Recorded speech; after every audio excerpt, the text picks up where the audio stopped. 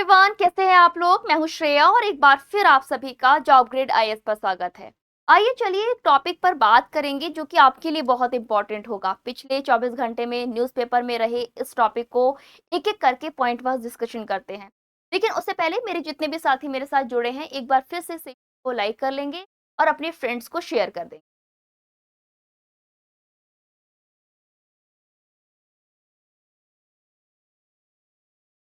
देखो, हम लोग बात करने वाले हैं इंडिया की वैक्सीनेशन सिस्टम के बारे में। अभी हाल ही में क्या हुआ है, इंडिया ने अलार्मिंग की है इसके बारे में, वैक्सीनेशन गैप पर। हुआ क्या है आपको पता ही होगा कि हम भारत में या फिर वैश्विक स्तर पर कई सारे वैक्सीनेशन प्रोग्राम चलाए जा रहे हैं। ये वो वैक्सीनेशन प्रोग्राम है जो कि डब्ल्यूएचओ की मदद से चलाए जा रहे हैं, यानी कि इसको सपोर्ट करने का काम कौन कर रहा है, डब्ल्यूएचओ कर रहा है। गाइस जल्दी से बताओ कौन से वैक्सीनेशन प्रोग्राम की मैं बात कर रही हूँ जिसका ये डेटा यहाँ पर आया हुआ है। India's alarming vaccination gap. India इस बात के लिए अलार्म कर रहा है, घंटी बजा रहा है कि अभी भी भारत में वैक्सीनेशन गैप है। इतना वैक्सीनेशन गैप है, कई सारे ऐसे बच्चे हैं जो कि अभी भी 0 डोज पर। आपको ध्यान होगा प्यारे बच्चे कि डब्ल्यूएचओ की तरफ से एक वैक्सीनेशन प्रोग्राम चलाया गया था जिसका कि नाम क्या था, कमेंट करके बताओ फटाफट से कि जो डब्ल्यूएचओ की तरफ से वैक्सीनेशन प्रोग्राम चलाया गया था उसका नाम क्या था। ध्यान रखना गाइस, उसका नाम था यूनिवर्सल वैक्सीनेशन प्रोग्राम। क्या है ये यूनिवर्सल वैक्सीनेशन प्रोग्राम, आइए चलिए इसके बारे में समझते हैं। और क्यों कहा जा रहा है कि भारत की अभी भी कुछ इस ऐसे है कि वैक्सीनेशन लगातार 12 टीकों पर किया जा रहा है, उसके बाद भी कई सारे ऐसे बच्चे हैं जो कि अभी भी टीकों से वंचित हैं। क्या है मामला, यह है वो न्यूज़ जिसे हम लोग कवर करने वाले हैं। गाइस ये न्यूज़ हमको क्या बता रही है, चलो इसके बारे में समझते हैं।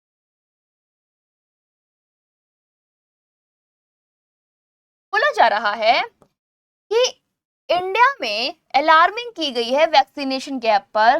1.44 मिलियन ऐसे बच्चे अभी भी बचे हुए हैं जिनके पास अभी भी 0 डोज है ना। ये किसने बताया है, एक स्टडी रिवील की गई है लैंसेट के द्वारा जिसमें ये बताया गया है कि भारत में भी अभी 1.44 मिलियन बच्चे जिनको अभी तक कोई भी वैक्सीनेशन डोज नहीं लग पाई है। Study also highlights for troubling stagnation in worldwide immunization effect, है ना। जो यूनिवर्सल प्रोग्राम है ये ग्लोबल प्लेटफॉर्म पर चलाया जा रहा है। अगर भारत में आंकड़े कुछ इस तरह से हैं तो हमारा जो वर्ल्ड वाइड इम्यूनिटाइजेशन प्रोग्राम चल रहा है उस पर एक सीधा असर पड़ेगा, है ना। उसी के साथ में living million of vulnerable children, साथ में कई सारे मिलियन ऐसे बच्चे हैं, कमजोर बच्चे हैं, रिक्वायर्ड बच्चे हैं जिनको इस डोज की रिक्वायरमेंट है। कहाँ पर, पर्टिकुलरली इंडिया में और साउथ एशियन नेशन में, जो कि ससेप्टेबल हैं किसके लिए, डेडली प्रिवेंटेबल डिसीज के लिए। उसके बाद भी उन बच्चों के पास तक ये खुराक नहीं पहुंच पाई है। अच्छा, ये खुराक ना पहुंचने के पीछे के क्या क्या कारण हो सकते हैं, ऐसा क्या रीजन है कि डब्ल्यूएचओ ने 12 डिसीज के लिए एक टीकाकरण शुरू किया है जिसको हम लोग यूनिवर्सल वैक्सीनेशन प्रोग्राम के नाम से जानते हैं और ये सफल नहीं हो पा रहा है। ऐसा क्यों हो रहा है कि हर पर्टिकुलर नेशन के लिए एक पर्टिकुलर अमाउंट वैक्सीनेशन रिलीज किया जाता है, उसके बाद भी वो सही बच्चों तक नहीं पहुंच पा रहा है। ये ल्यूसेंट की रिपोर्ट सारे डेटा को कवर करती है और चलिए एक एक बात को बहुत डेप्थ में समझेंगे। की फाइंडिंग टर्म्स को देखेंगे जो कि ल्यूसेंट स्टडी पर बेस्ड है। क्या बोला जा रहा है कि 2023 में नियरली 4.4 लाख ऐसे बच्चे थे किसमें, भारत में, जिनको किसी भी तरह की सिंगल डोज नहीं मिली थी। यानी कि जो बच्चों के लिए रूटीन वैक्सीनेशन होता है महीने का, वो भी उन बच्चों को नहीं मिल पाया था, making India the country with the second highest number of 0 dose. और इसी के साथ 2025 में भारत दुनिया का ऐसा देश बन गया है जो नंबर 2 पर आ चुका है। सोचो, दुनिया का नंबर 2 पर आया हुआ ऐसा देश बन गया है जहां पर बच्चे सबसे ज्यादा 0 डोज पर हैं। अगर कोई आपसे पूछ ले कि पहले नंबर पे कौन है, गाइस सोचो, हमें यहाँ पर ना शर्म आनी चाहिए कि हम भाई नाइजीरिया के बाद सेकंड नंबर पर हैं। नाइजीरिया की हालत बहुत खराब है, जिसकी इकोनॉमी बहुत डाउन है, जहां पर भूखमरी है, जहां पर गरीबी है। तो ये तो बनता है ना। नाइजीरिया का नंबर 1 पर वैक्सीनेशन डोज होना बनता है ना। लेकिन गाइस, भारत का क्या? भारत में ऐसा क्यों किया जा रहा है? कभी आपने सोचा कि इसके पीछे का कारण क्या है कि इतनी वैक्सीनेशन डोज आने के बाद भी बच्चों तक नहीं पहुंच पा रही हैं? गाइस, इसका कहीं ना कहीं कारण है ब्लैक मार्केट। इसका कारण है करप्शन, है ना, जिसकी वजह से ये डोज जो कि गवर्नमेंट हॉस्पिटल्स में आती हैं, बच्चों को लगाने के लिए आती हैं, और वो ब्लैक मार्केट के थ्रू बेची जाती हैं। ब्लैक मार्केट के थ्रू जब ये बेची जाती हैं तो इनके दाम बढ़ जाते हैं और ये गरीब परिवारों तक नहीं पहुंच पाती हैं। कई बार ब्लैक मार्केट के थ्रू जब ये आती हैं तो सरकारी जो कर्मचारी होते हैं वो उन सरकारी कर्मचारियों तक नहीं पहुंचती हैं और गवर्नमेंट के हाथ में रह जाती हैं। गवर्नमेंट के हाथ में नहीं, सॉरी, हॉस्पिटल के हाथ में रह जाती हैं और वो लग नहीं पाती, यानी कि बिना लगाए उन्हें डिस्ट्रॉय कर दिया जाता है ना। इसे लापरवाही भी बोल सकते हैं और इसे करप्शन भी बोला जा सकता है।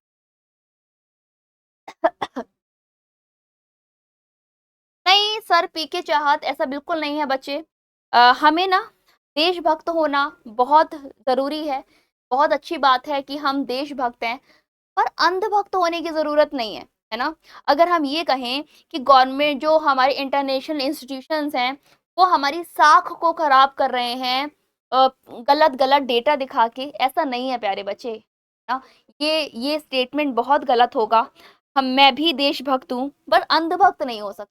आप देखो, हमारा देश बहुत प्यारा है, इसमें कोई शक नहीं, पर हमारे देश जिनके हाथों में चल रहा है वो कितना सही है, वो कितना ईमानदारी से काम कर रहे हैं, यहाँ पर प्रश्नवाचक चिन्ह खड़ा होता है, ना कि देश पर। समझ रहे हो? मतलब देश सिर्फ हम और आपसे थोड़ी ना मिलकर बना है।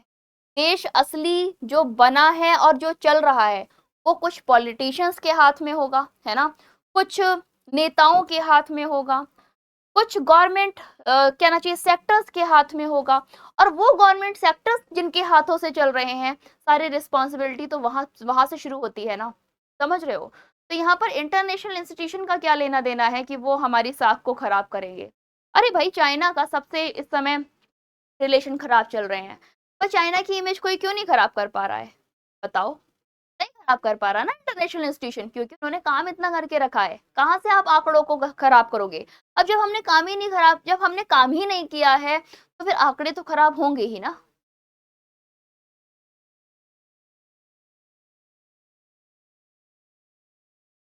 हाँ, बिल्कुल दिखाई जाती है बच्चे, बिल्कुल दिखाई जाती है। अभी रिसेंटली ही एक रिपोर्ट आई है जिसमें हमारी स्थिति पाकिस्तान, अफगानिस्तान, इन सभी से काफी बेकार रही है। जल्दी बताओ कौन सी रिपोर्ट आई है जिसमें हमने अपनी स्थिति को काफी खराब किया है। हमारी हालत, हमारे आंकड़े बहुत खराब चल रहे हैं, है ना। बट ऐसा नहीं है कि जानबूझ के किया जाता है। देखो होता क्या है ना, जैसे कि फॉर एग्जाम्पल बच्चे, आप 30,000 कमाते हो और आप 30,000 में अपना घर भी चला लेते हो, अपनी पढ़ाई भी कर लेते हो और अपने बच्चों को भी पाल लेते हो, है ना। एक इंसान है जो कि 1 लाख कमाता है, ना तो उसके पास घर है, ना वो अपनी अपनी रिक्वायरमेंट पूरी कर पा रहा है, ना अपने बच्चों की कर पा रहा है और ना अपना घर चला पा रहा है। समझ रहे हो मैं क्या कह रही हूँ? तो उस 1 लाख के कमाने वाले के कंपेयर में आप तो लाख गुना बेटर हुए ना। समझ रहे हो? तो हमारे पास हमारी जो इकोनॉमी है, सो कॉल्ड हमारी इकोनॉमी फोर्थ नंबर की सबसे बड़ी अर्थव्यवस्था है, जो कि तीसरे नंबर की होने जा रही है, उसके बाद हमारी ये हालत है। तो हमारा कंपेयर जब वो छोटे छोटे कहना चाहिए कम इकोनॉमी वाली कंट्री से जब हम कंपेयर करेंगे, तो हमारे साथ, हमारी कंट्री के साथ एक्सपेक्टेशंस भी तो ज्यादा होंगी ना। जब एक्सपेक्टेशंस ज्यादा हैं, जब आपके पास सुविधाएं ज्यादा हैं, तो फिर हालत ऐसी क्यों? तो रैंक तो अपने आप ही नीचे जाएगी हमारी। समझ रहे हो? समझ रहे हो कि नहीं समझ रहे हो? क्लियर रतन बाबू? क्लियर पीके सिंह? चलिए नेक्स्ट पॉइंट की तरफ। अब सुनो, देखो बोला जा रहा है ग्लोबल इंडेक्स के बारे में। One of world's 1.57 crore vaccinated childrens live in just 8 countries. Total 8 ऐसी कंट्रीज जो कि आपकी 1.7 करोड़ ऐसे लोग हैं जहां पर जो कि अभी भी अनवैक्सीनेटेड है।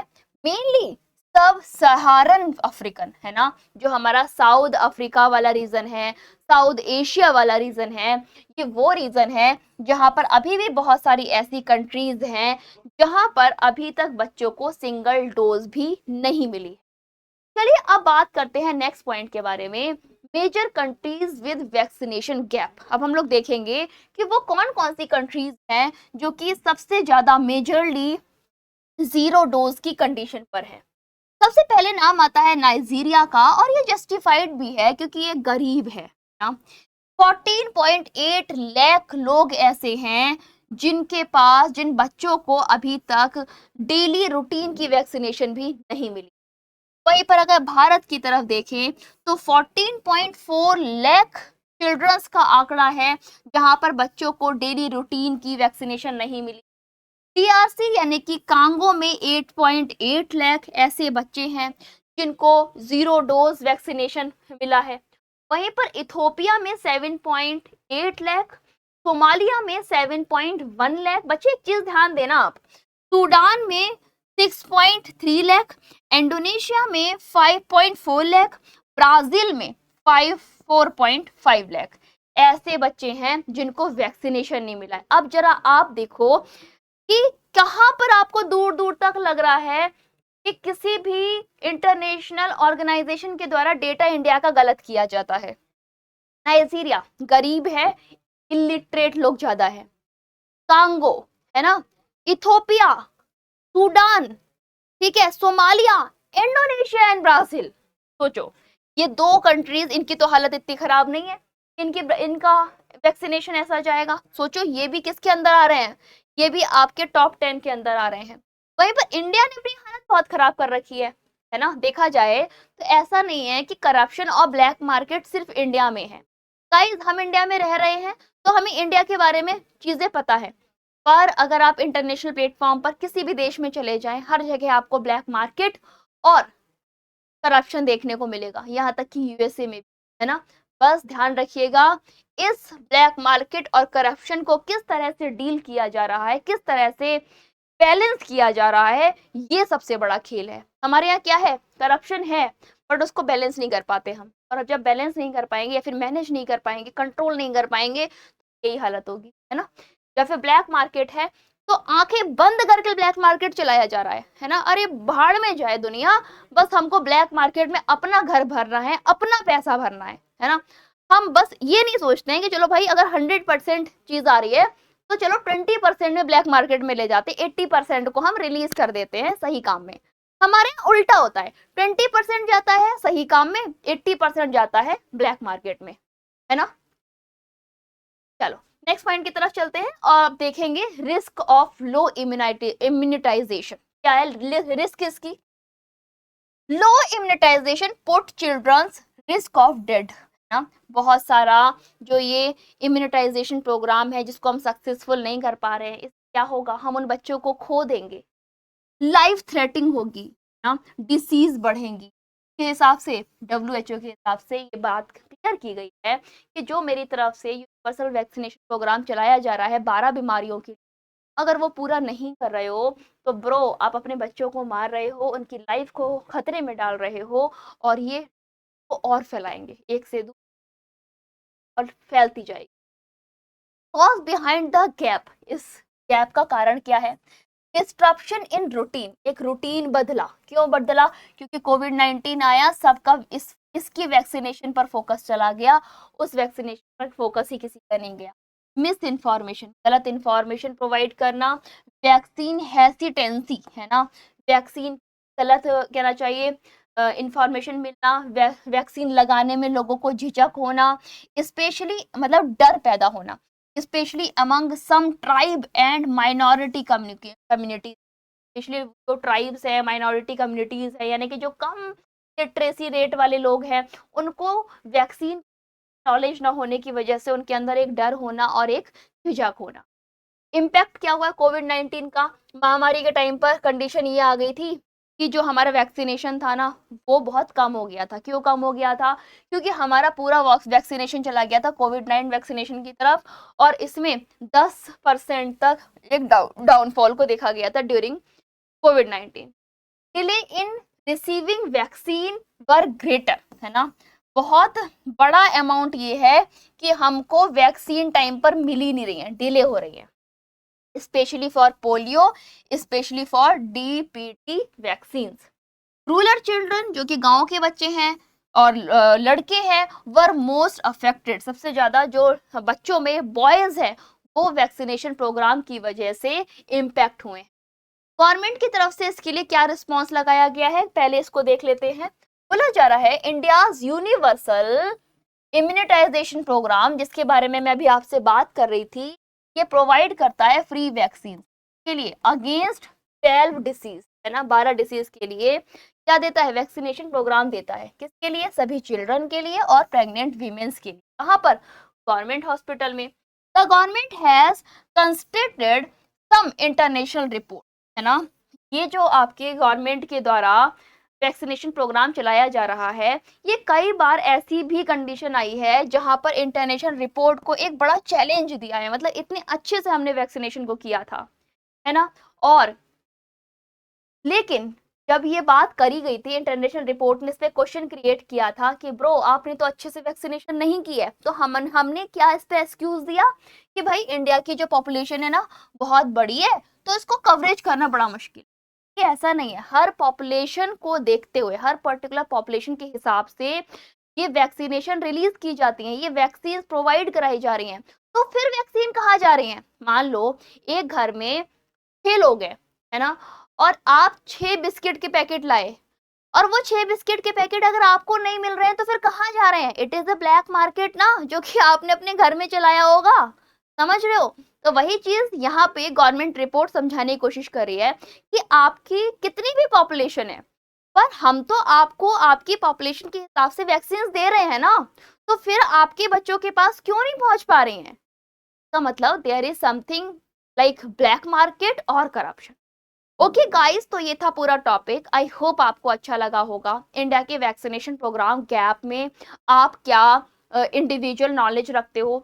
जब भी मैं वीडियो को एंड करूंगी, आप वीडियो को जब पोस्ट देखोगे तो कमेंट बॉक्स में आप अपनी राय को जरूर लिखोगे।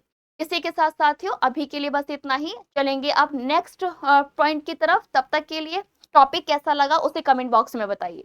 Thank you all.